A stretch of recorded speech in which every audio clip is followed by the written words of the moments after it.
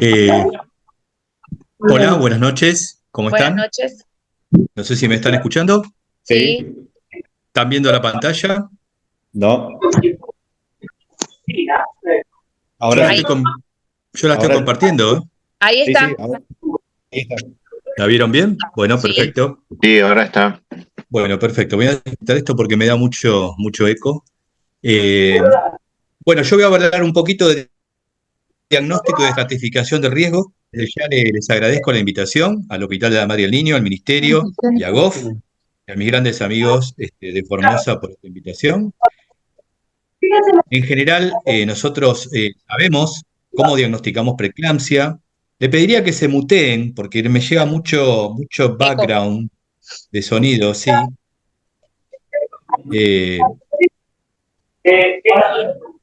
en general, nosotros, ¿cómo diagnosticamos preeclampsia? La diagnosticamos preeclampsia, sabemos que es una enfermedad por factores genéticos, es una enfermedad de la pareja, genes fundamentalmente de la pareja masculina son los que influyen, los natural killers, células de la decidua, anticuerpos que aparecen, estrés oxidativo y fundamentalmente inflamación, todo lo que está relacionado con inflamación, desarrollan una placenta que es hipoxémica, hipóxica, que tiene mal desarrollo y eso es lo que genera la enfermedad. La enfermedad, nosotros en general, en los años 80, la veíamos por las complicaciones, entonces generalmente veíamos pacientes con alteraciones hepáticas, pacientes con eclampsia, complicaciones fetales, desprendimiento placentario y restricción de crecimiento, y decíamos, bueno, esta paciente tiene una enfermedad placentaria producida por preeclampsia y generalmente tiene hipertensión. Esto se empieza a aclarar después en la década de los 90 con la clasificación que aparece de la sociedad, de la International Society para el Estudio de la Hipertensión en el mundo, en el que clasifica de alguna forma a esta enfermedad como la aparición de proteinuria, hipertensión, con los grados diferentes de hipertensión y de proteinuria, y decimos, esta paciente tiene una preeclampsia. Y yo lo que les voy a proponer es la nueva forma que va a entrar de clasificación y diagnóstico, que es a través de esto que son biomarcadores, el PIL-GF y lo que sería el factor, el FLIT, que son elementos que aparecen y queremos saber qué rol cumplen para hacer hoy el diagnóstico de preeclampsia, y no solo el diagnóstico de preeclampsia, sino la evolución, que pareciera que tenemos una herramienta para hablar de la evolución de la enfermedad. En un embarazo normal, hay un elemento que vamos a ver que es el factor de crecimiento placentario. Esto en general es una glicoproteína que produce la célula del trofoblasto y que va aumentando su concentración en la medida que la placenta crece. Primero, segundo trimestre y después se estabiliza en el tercer trimestre. Esta proteína se une a unos receptores de membrana y son los que sirven para formar los vasos, la cantidad de vasos que tiene la placenta, y eso es lo que hace que la placenta se desarrolle, crezca y se oxigene. Bien, en general, en preeclampsia se ve que como hay menos desarrollo placentario, este PLGF, este Placental Growth Factor, crece mucho menos. En general, acá vemos cómo hace la acción. Están estos dos receptores, que son el BEF1 y el BEF2, y el PLGF se une a estos receptores y da información para que esta placenta desarrolle vasos y pueda ser una placenta normal, desarrollar un feto y llegar a término. Bien, ahora, ¿por qué nosotros vemos una enfermedad que tiene diferentes formas de presentación? ¿Qué es lo que pasa? ¿Por qué vemos algunos casos en el que una paciente tiene una preeclampsia leve, nosotros tiene un poquito de hipertensión, le aparece una proteinuria no muy alta, algunas tienen o no impacto hepático, y otras de golpe desarrollan, por ejemplo, una eclampsia o desarrollan un síndrome HELP o directamente hacen una forma severa de hipertensión con un cuadro clínico muy grave. ¿Qué es lo que marca? Lo que marca es que la placenta libera bruscamente, en algunos casos cuando la enfermedad es muy grave o brusca, o de a poquito, cuando la enfermedad empieza en forma más bien solapada y de a poquito, o sea, libera un factor que esto se sabía hace un montón de años, pero no se podía determinar qué factor es, que es un factor antiangiogénico. Bien, o sea que es un factor que produce la placenta anormal, y genera la enfermedad. Y se libera esto en forma aleatoria de acuerdo al grado que haya de, digamos, que representa después la gravedad. Hay pacientes que tienen una liberación lenta y hay pacientes que tienen lo que se llama un stroke placentario, o sea, un accidente placentario, y lo liberan bruscamente. ¿Cuál es este factor? Es el factor tiroxina-like, o sea, el FLT, que lo que hace es bloquea esos dos receptores que yo le mostré del GEP-BEF y no permite que actúe el PLGF, o sea, no permite que actúe el factor de crecimiento placentario.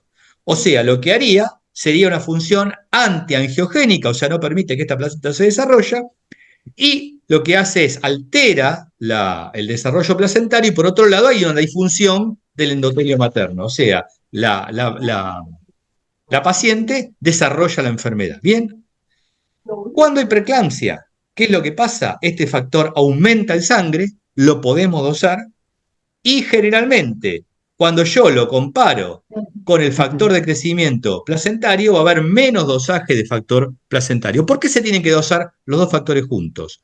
Porque en general tenemos que saber qué masa placentaria tenemos, y eso lo tenemos relacionado con el PLGF, con el factor de crecimiento placentario. ¿Me siguen hasta ahí? Sí. Bueno, cuando hay preeclampsia, si nosotros hacemos un cociente, un ratio, una relación entre estos dos elementos, vamos a encontrar que cuando la paciente tiene una placenta normal, como dijimos, va a tener mucha cantidad de PLGF y muy poca cantidad de FLT, porque es una placenta normal. En cambio, si la placenta tiene preeclampsia, va a aparecer más cantidad de FLT y menos cantidad de PLGF. Por lo tanto, esta relación va a ser más alta, cada vez más alta en pacientes con preeclampsia. ¿Bien? Y esto lo podemos ver si nosotros dosamos esta relación en pacientes sanas y pacientes con preeclampsia. Acá podemos ver cómo en estos triangulitos rojos, fíjense cómo aumenta esta relación en pacientes con preeclampsia, fundamentalmente las preeclampsias precoces, o sea, las que son antes de las 34 semanas, y en las pacientes sanas en general la relación esta es mucho menor. El trabajo más importante que hay está desarrollado hace 10 años,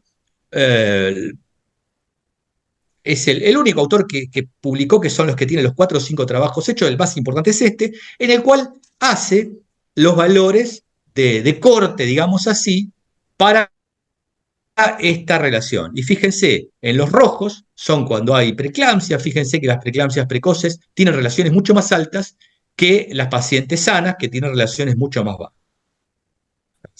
Ahora, ¿cómo yo quiero saber cuál es el valor? ¿Cuándo yo estoy tranquilo de decir, bueno, voy a tener una paciente que no va a desarrollar preeclampsia, alguna paciente que puedo esperar o alguna que realmente no puedo esperar? Y en general esto se ve a través de lo que sería el número, digamos, de cómo se maneja un semáforo. Y cuando tengo menos de 38 de esta relación, porque tiene un valor predictivo negativo muy alto, estos dosajes de biomarcadores, descarto preeclampsia. O sea, yo agarro una paciente, le hago este dosaje, semana 24, semana 28, semana 30, me da menos de 38, esa paciente no va a tener preeclampsia. ¿Bien? Ahora, ¿qué sucede cuando yo tengo un valor entre 39 y 85? Ahí tengo un alto riesgo de desarrollar preeclampsia. Esta paciente tiene un valor predictivo positivo que va de 36 a 65, o sea, más del 50% va a tener posibilidad de desarrollar preeclampsia y puede o no desarrollar resultados adversos relacionados con la preeclampsia. Y cuando tiene más de 85, el semáforo se nos pone rojo y la sensibilidad y la especificidad es muy alta. Por ahora Y entonces estamos tenemos una preeclampsia y esta paciente se va a complicar, se va a poner grave.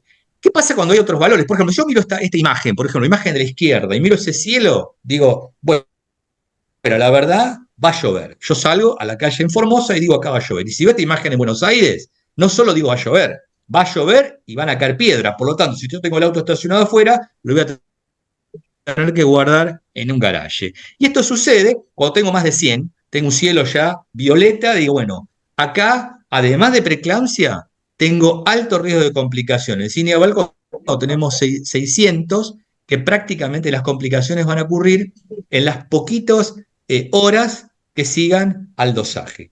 ¿Bien? ¿Me siguen hasta ahí? Nosotros lo que hicimos este año, el año pasado en realidad, juntamos un grupo de expertos que nos convocó el laboratorio Roche, que es quien es el que tiene, digamos, estos elementos, y nos brindó toda la oportunidad de lectura de todos los trabajos que había, y tuvimos varias reuniones en el cual accedimos a todas estas guías de práctica clínica donde se hablaba de la utilidad de estos biomarcadores para el diagnóstico y la evolución de la preeclampsia. Obtuvimos este tipo de guías y seleccionamos de estas 10 guías y utilizamos esta metodología, que es una metodología Gray, con el objetivo de no solo diagnosticar preeclampsia, sino de decir qué pacientes están graves o qué no están graves. Y dividimos entre tempranas y tardías. Y lo que hicimos algunas recomendaciones. La primera recomendación es que el uso de biomarcadores mejora la precisión diagnóstico y el pronóstico de la preeclampsia. O sea, esto sin duda es un elemento que viene para instalarse en la práctica clínica. Esto es para embarazos únicos, esto no sirve todavía, no son estos valores para gemelos porque dijimos que está relacionado con el tamaño placentario y entre las 20 y las 37 semanas. Y esto tiene una recomendación a favor con una certeza moderada de evidencia. ¿A quién se lo vamos a hacer esto? A las que tienen factores de riesgo previo. Se lo podríamos hacer a todas las pacientes, pero digamos, buscamos cómo tamizar este tipo de estudio es a las que tienen antecedentes personales de preeclampsia, o sea, quien tuvo preeclampsia, geloeclampsia en el embarazo anterior, quien tuvo una restricción severa de crecimiento en el embarazo anterior, la que tiene diabetes, enfermedad renal preexistente, enfermedades autoinmunes o una obesidad con un body mass index encima de 35, o sea, y la que tiene alguna sospecha de preeclampsia en el embarazo actual, o sea, que le apareció hipertensión arterial o algún otro síntoma, por ejemplo, le aparecieron unas transaminasas altas y yo no sé la verdad si una preeclampsia, tengo dudas, tiene un dolor, epigastralgia, etcétera, o tiene algún tipo de alteración en el laboratorio y yo no la puedo catalogar. Estas serían hoy las pacientes a las cuales tengo que hacer el estudio. Hay otra recomendación que dijimos que cuando da igual o menor a 38, descarta preeclampsia. Esta es la segunda recomendación. La evidencia es baja, también en embarazo entre 20 y 36.6, 37 semanas.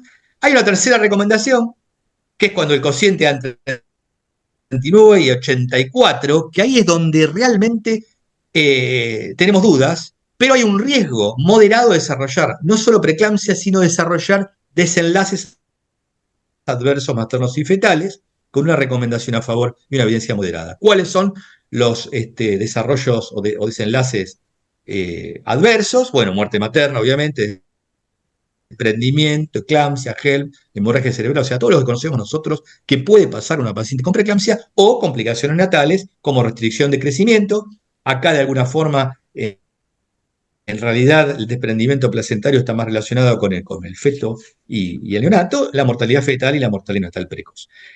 Lo otro que pusimos es cuando da valores altos por encima de 85, en embarazo entre 20 y 33,6, o sea, para descartar preeclampsia precoz, hacemos diagnóstico de precoz y ya tenemos alto riesgo de eventos adversos, y cuando tiene más de 110 en embarazo ya más de 34 semanas, como dijimos que esto es relacionado con el tamaño placentario, una placenta más grande, el valor de corte es un poco más alto, y hace diagnóstico de preeclampsia y alto riesgo de efectos adversos. O sea, ¿en qué pacientes tendríamos que repetir? En general nosotros decimos no repetir este cociente, o hacerlo una sola vez durante el embarazo, hacerlo ante cambios clínicos y o bioquímicos notorios, y considerarlo, por ejemplo, en un embarazo ya con una placenta desarrollada.